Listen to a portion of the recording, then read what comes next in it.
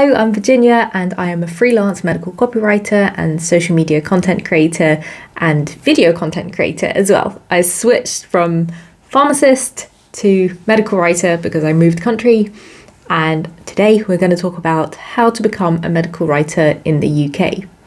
So even though I work in Germany, all of my clients are in the UK and I am a British expat.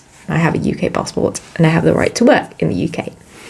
So if you want to work remotely as a medical writer, you can. It is an option. And there is also an option where you can work as a medical writer through a hybrid role. So that means you work some of the time in the office with your employer and then some of the time at home or remotely, maybe in a remote office or something. So how do you become a medical writer in the UK? So the number one thing that you have to do is start writing. You need something to show people that you can write. And the second thing you need is a medical or science background.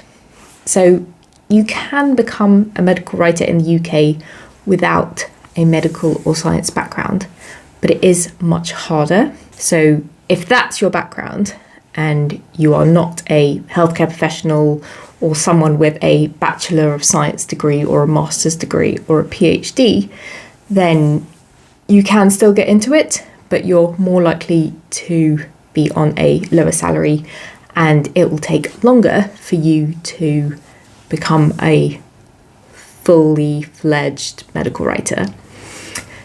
So the third thing you need is to build a portfolio. So you have writing samples, but you need to put them somewhere. And you can create a portfolio for free on Journo Portfolio online, or some people create it on Medium, they release an article, or some people create an article every week or every month on LinkedIn. And you need somewhere to put your writing and then send people there. Now you have your portfolio, you have to start networking. LinkedIn is the best place to network, in my opinion. It's where I have been able to get all of my clients and form a community of medical writers. It's also made for business. So by that I mean people know that they're looking for someone like you and then they're more likely to work with you because it's a professional business platform. And there's no real other social media platform which is made for business. So definitely create a profile on LinkedIn and start reaching out to recruiters, start reaching out to brands that you like, look at their company page, see who works there under people, and then send direct messages, start having conversations. You never know, they might need someone, and if you get on a video call with them, they might like your personality, and it's much more difficult to show your personality in an email or a message. So I would encourage you to try and get a video call with someone from the company if you really want to work there. The next thing you need to do is also network with other medical writers. So one of the most common questions I get is, what type of medical writing should I do? There are lots of types of medical writing and you have to pick one to start with, and after that you can pick a different one if you don't like it or if you just want to try something else. So some people go into journals and publications, which is more of the traditional medical communications type of medical writing. And some people go into marketing and writing kind of adverts or posters or campaigns, which is when you create a collection of content, which can be images, blogs, social media posts. And that's normally something to promote a product or promote a company or an event. And the type of medical writing I do is very creative and it's copywriting. So everything we write, we call it copy. and it's a persuasive type of writing. So we're normally trying to get someone to do something or buy something. And once you've tried different types of medical writing, whether that's through creating your own samples or talking to other people or trying to write for charities, you can volunteer your work if you want to just know how to work as a writer. So one of the most valuable things is experience.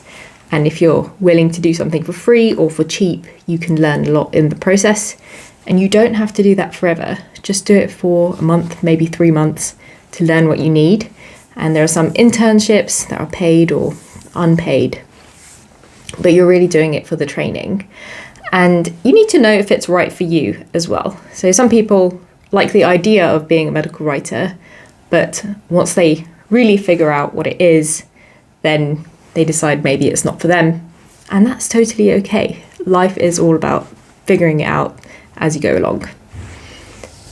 So after you have reached out to recruiters, people who work in the company and other medical writers, you might want to think about either freelancing, so going on a platform like Upwork or Juno, or some people go onto Facebook and go to the communities there to try and get a few jobs, and that can help you get client testimonials.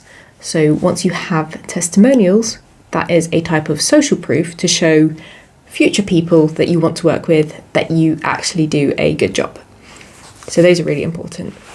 And I would recommend that if you have a great LinkedIn profile, you should also have a great portfolio and also a website. So a website does not have to have a lot on it.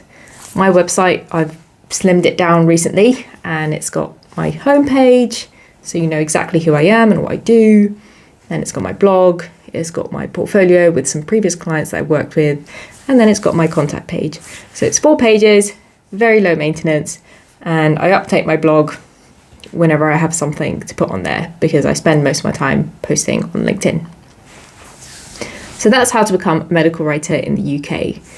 Make sure you have a science or medical background, whether you're a healthcare professional, someone with a bachelor's, master's or PhD degree. And then you want to start writing and build your portfolio, get on LinkedIn, start networking with companies and people, and then also make sure that you are actively looking for work on places like Upwork, maybe Fiverr, but also Facebook and Juno and other places. Now, the other thing that a lot of people forget about medical writing and wanting to become a medical writer or get into it is that it takes effort for people to figure out that you are who you say you are. So you do have to constantly talk about yourself and what you do, what you've learnt, what you're good at, what you're interested in, who you know, events that you've attended, and things like that.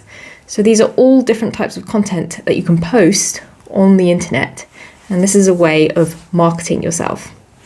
If you do want to freelance for a while you're working full-time or part-time, then I'd recommend that you do have some kind of insurance, so professional liability insurance or business insurance, and you can get writer's insurance. There is health writer's insurance or medical writer's insurance. You might want to join an association like EMWA or AMWA, which is the European Medical Writing Association, or American Medical Writing Association. There's also one for Australia, the Australian Medical Writing Association.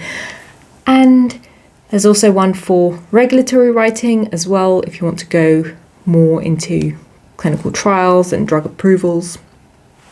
And you do need to market yourself, and you do need to set your rate. And I'll talk about how much you can make as a medical writer in another video.